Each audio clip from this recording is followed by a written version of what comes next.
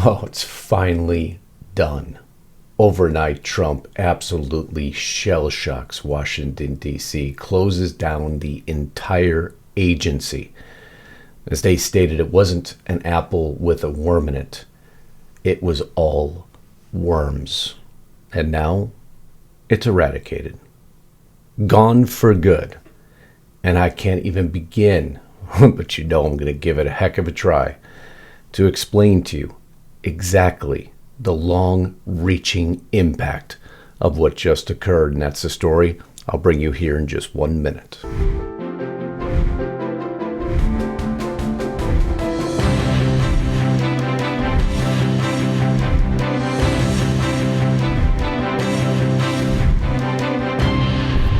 So while Trump is focused on success, bringing this great republic back, weeding out all the worms, here's what the Democrats have been focused on in this round. So I'm going to I have a show of hands.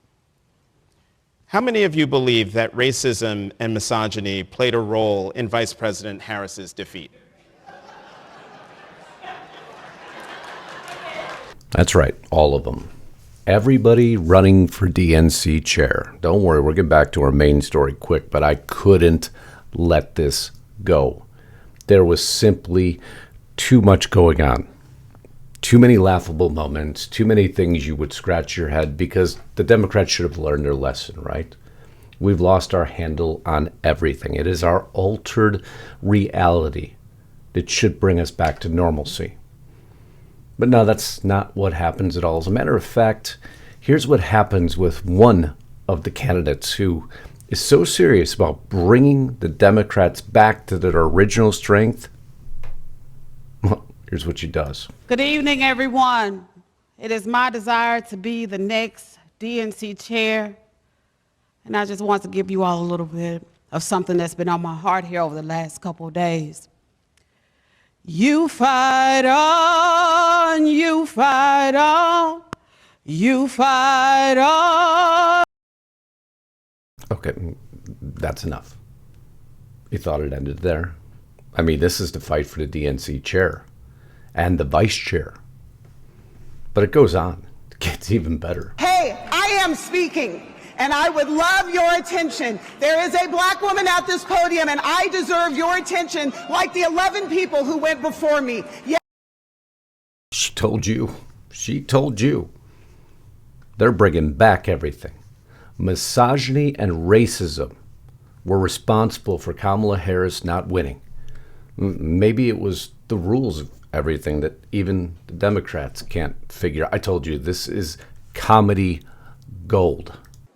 We're finding out ways to expedite this. Because of our gender balance provisions on this next ballot, you will be able to vote for 2 candidates of any gender on the next ballot. Okay? So on this next ballot, you will be able to vote for 2 candidates of any gender on the next ballot. If 2 candidates receive, I'm going to turn to Helen to clarify this last part. Oh, Helen's coming in. Helen will save the day. You are in this next ballot where you have 2 votes. As the chair has said, you may vote for 2 males, 2 females, 2 of any gender, okay? Nope, you can't do that because we've got to balance. You could vote for 1 of any gender. Oh, Helen. Helen, you've let us down. What happened? They can't figure out their own rules. But wait, now, we're not even done with the vote yet. I will tell you, I'll give you a sneak preview here. David Hogg is the new vice chair. Oh, I know. The man who wants to abolish ICE, defund the police, but not USPS. The NRA needs to be designated a terrorist organization. I can't even take the kid seriously. The kid, he's under 30. I know. The man who, you have no right to a gun. This is who they elected their vice chair. This is who they believe will bring back the party. You are not a militia when you're talking about your Second Amendment rights. You're talking about a state's rights to have what it Today is the National Guard. Wow. While individual opinions about the proper reading of the Second Amendment to the United States Constitution differ widely and have for generations, the United States Supreme Court has ruled that it does protect an individual's right to bear arms. But David doesn't get that. He's going to bring back the young vote. Sure. It's actually amazing that they're in such disarray. But after all this the talk of diversity, equality, equity, who did they elect to lead the DNC? The party that whines endlessly about DEI just elected 2 white males, straight allegedly, privileged males, Ken Martin and David Hogg, to be DNC chair and vice chair. So much for the song and the lecture, I guess, huh? It's amazing to watch, isn't it? They just implode daily, and they're getting worse. I guess, as the author stated here, at least they don't seem to be tired of losing. But now, where's the fury? What is he doing there? I know, let it go. Let it go. Just got tired of seeing all the social media posts over Elon Musk and this, when Kamala and so many others have done the same thing. But we have a much more significant story to cover, don't we? About an agency now eradicated overnight. Doors are locked, stay at home, you're not coming in anymore. We have your computers, we have your data, and it's now in our possession. And we have everything we need to pursue it much further. And that's the story we're going to cover in great detail. Before I do, I need a favor. As I ask you every broadcast, and there's a reason we have to. Trust me, we do this for a living. We know how everything works behind the scenes. So make sure you're still subscribed to the channel if you think you are. And if you're new here, welcome to the family of where real news, referenced, and research exists. I know it's a dying art form, but it's one we continue to work on. Lisa Haven and I broadcast day and night, 365 days a year. You have a means of supporting me here, and for all of you that have, thank you so much. For those of you that can't right now afford to, I understand that. Your comments and your shares are what I need to continue to grow this channel, and we continue to grow it and support what we created, which was an exclusive website for all the information that we're more comfortable putting there. Lisa Haven and I do exclusive content almost daily now. We maybe miss 1 day a week if we decide to take a break, but that is restrictedrepublic.com. No commercials, no advertisers, no sponsors on that platform. Every single video we broadcast under one umbrella. It is stone cold hard facts. If you have the means and you want to support me further, I'll give you more news in return. Lisa Haven and I will get to restrictedrepublic.com today. Support us there. That family has grown exponentially because everything we've broadcast for years has suddenly and miraculously now been revealed. Isn't that amazing, huh? But now, let's get back to this broadcast. I failed to mention on Lisa's broadcast yesterday, I want to dig in a little bit deeper. If you missed a broadcast, I'll put a link to the video. It did phenomenal, thankfully. Lisa wanted to take a day off, so I filled in for her. It was this imposing duties to address the flow of illicit drugs across our northern border. Of course, this involved in the tariffs on China and Canada and Mexico, right? Now, Trump hid many things within this. The retaliation clause is what we covered yesterday. If you retaliate, which Canada and Mexico have already announced, I'm just going to make matters worse for you. But there's something else within this document that affects China. Some people are, why 25% on Canada, 25% on Mexico, and 10% on China? Well, you see Trump within this order. Actually, let's just do the original. It's a little bit easier to view. Section 2. All articles that are products of Canada, now we know this will be the framework for the next two, as defined by the Federal Register notice described in subsection of this section, blah, blah, blah, blah, blah, 25% rate of duty. On what exactly? Everything coming across the border, because there used to be a carve-out. Anything underneath a certain dollar value, such as all those products some of the kids are buying in Shein, anything that's under a certain threshold, well, that never got tariffed. It escaped it to the tune of billions of packages. Well, what Trump did, down a little bit lower in this document, is for avoidance of doubt. Duty-free de minimis treatment under 19 U.S.C. 1321 shall not be available. Oh, he held a bomb within this. That means all those little shipments coming out of China going to maybe you, maybe our children, all these little companies, Alibaba, everyone else you want to put on that list who escaped the tariff because the package was below a certain dollar value? Well, now those get tariffed too. So when he put only 10% on China, the opposite side of dollar revenue collected will be significantly larger. I didn't want to skip that yesterday. I want to come back around at that because I think it's important for everyone to realize what just happened. But now what really just happened, even far beyond, there's so many successes right now. USAID, and a lot of people pass by this story, and I don't want you to, because you need to understand the depth of USAID and what it has done to your and my tax dollars. And I'm going to run you through it as quickly as I can, because you could tell everybody else how big of an impact this is. USAID security chiefs placed on leave after they refused to turn over classified material to Elon Musk government inspection teams, officials say. Partially true. Partially. Wait till you see the next AP update. But if you go to USAIDrightnow.gov, the website's gone. Poof. Go to her social media page. It's gone. Now, what happened overnight? Now, suddenly, in a small banner ad, it's underneath the U.S. Department of State now. Was an entire agency just eradicated? Go through the headlines. Musk in process of shutting down USAID. USAID staffers are instructed to stay out of the headquarters. Oh, how dare that Elon Musk and Trump. What have they done to one of what they want you to believe is the most critical organizations that's ever existed? Chuck Schumer coming out. Trump's been purging and intimidating USAID employees. Now, why is Chuck Schumer taking a position on this? Now there's a rumor he'll dissolve USAID as an independent agency. It was created by JFK and established in law to further our nation's security and spread hope. Our nation's security and spread hope. That's what the Dems want you to believe USAID is all about. Of course, USAID is run by 98% Dems. We're going to get there. This would be illegal and against our nation's interest. No, USAID was against our nation's interest, Chucky.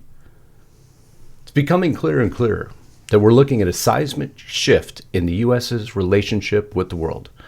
Arnaud Bertrand put this out. Marco Rubio stating that we're now in a multipolar world with multi-great powers in different parts of the planet. The post-war global order is not just obsolete.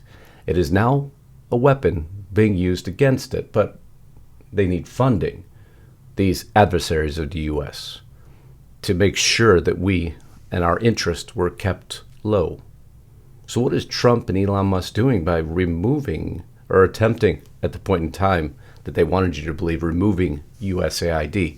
Why did they attempt? Our attempt at running the world order is over. To each his own. We're now just another great power, not the indispensable nation. Not so fast. Not yet. USAID, Glenn Greenwald writing this, like the National Endowment for Democracy, are well-documented CIA fronts that are designed to manipulate other countries' internal politics for the benefit of DC elites and nobody else in the U.S. Both agencies have wrought destruction and can't go away soon enough. Most governments don't want USAID funds flowing into their countries because they understand where much of that money actually ends up. While it's marketed as support for development, democracy, and human rights, the majority of these funds are funneled into opposition groups. Your, my tax dollars are playing global politics. A great example of this, USAID funding. Now follow me. This gets very intricate, but on the same token shows you how deeply interwoven, as again, this deep state organization can be and how they operate. One of the first things that Joe Biden did after assuming office was to revoke the Mexico City policy, which was supposed to prevent the federal government from using our tax dollars to fund overseas abortions. Now, what did he do? he pulled it back. He allowed those funds to flow out. 73% of Americans strongly opposing it. Didn't matter. He resumed funding to the United Nations Population Fund and dramatically expanded the scope of programs that are authorized to pay for abortion services. So we took our agenda, our funding, and we allowed it to start funneling all over the world. This is one example. I'm going to give you about 20. Identity ideology. In 2021, the National Gender Strategy was implemented for foreign aid. I thought you were funding reconstruction, helping programs and democracies flourish and keep our enemies at bay. No. Marxist victimhood in order of priority is what was designated. So they decided, based on identity ideology, where your or my taxpayers' dollars would go. Global DEI, what was always referenced in USAID, the 1619 Project was always referenced, in which it says that slavery is the original sin of America. And the Biden administration made accepting and requiring communities of color to adopt DEI a condition of receiving foreign aid. So in other words, I'm going to change your politics in whatever said foreign country. So if you want my funding, you have to take DEI initiatives as terms of our agreement. Do you see how they started using our taxpayer dollars, USAID funding, to shift government intervention into foreign countries? There was an integration with the WHO's Initiative on Climate, Resilient Health Systems, and Sustainable Low-Carbon Health Systems. South America, for example, needs $26 billion to transform its power system. And the United States and Europe under Joe Biden committed to $8.5 billion each to help the country make that transition. And who facilitated the funding? The USAID, but it goes deeper. We're just scratching the surface right now. The moment President Trump left office and Biden restored to his organization, removed the Houthi rebels in Yemen from the U.S. list of designated terrorists. Why did he do that? Because it allowed him and USAID to provide what they deemed necessary funding. And that funding, which many would say was misappropriated, ended up funding the attack and occupation of the U.S. Embassy in Sana'a. Don't talk about that, though. Even after pulling out of Afghanistan, USAID continually funded the nation. But wait till you hear what they funded it for. It's so important people understand how big of an animal this is. Yes, I get excited by this stuff. A lot of people find this boring. I do not. Because this is the inner workings. This is how you start picking it apart. If you pick this apart, our tax dollars stay at home, and guess what comes down? Debt. If you look at 50 USAID employees chosen at random, 48 of them donated to Democrats. Following the George Floyd riots, 1,000 USAID employees demanded the agency make a public statement affirming Black Lives Matter and accused USAID of structural racism. I know, this was the initiative. A lot of tax dollars wrapped up in here. Now you start to understand why we paused foreign aid. You start to understand a lot of what just occurred. Doge operatives attempted to gain access to secure spaces, sources tell me. This is a group of Democratic senators is raising alarm and asking for precise information on what happened. That's not what happened. No, a decision had already been reached. A decision I'm about to cover for you. Did you know? This is on Elon Musk. USAID, using your tax dollars, funded which research? EcoHealth Alliance's research. The ones who funded the Wuhan lab. USAID money. I'm going to connect all the dots for you. Why did USAID pay $20 million to a hit piece journalist to dig up dirt on Rudy Giuliani? It's right there. USAID funding $20 billion. Capacity. Foster investigative outlets, organization, and financial viability for reporting on Rudy Giuliani's political work. USAID funding went into this. Or, why was USAID actively instructing media organizations around the world to agreed policies on strategic silence, opposition, censor, social media, opposition, Center for Excellence, disinformation primer, put out by USAID. And what could you do? Agree on those policies to assure that our political opposition is kept silent. And if you do, well, we'll help fund you. See how this is all interwoven now? Did you know in Afghanistan, as a portion of that funding, U.S. taxpayer funds helping irrigate and fertilize Afghan opium funding the Taliban? We were funding opium production. Or, taking it a step further, gets fun, doesn't it? USAID to help young Biden to Burisma file. Senate Bill 2277 directs the U.S. Agency for International Development, the USAID, to guarantee loans for every phase of the development of oil and gas in Ukraine, Moldova, and Georgia, which would be, you got it, USAID does have small-scale and pre-existing cooperation with Burisma. Do you see what Trump just did? This was monstrous. I could go through all the documentation, but United States Agency for International Development between the Municipal Energy Reform Project in Ukraine and Burisma Holdings. Wow. Somebody just got a lot of people in Washington, D.C. worked up and shell-shocked now, didn't he? USAID spent $40 billion of taxpayer dollars to fund foreign aid. 45 of it to DEI scholarships in Burma. 520 of it for consultant-driven ESG investments in Africa. And 1.2 billion of it in awards for undisclosed recipients. Where'd that money go?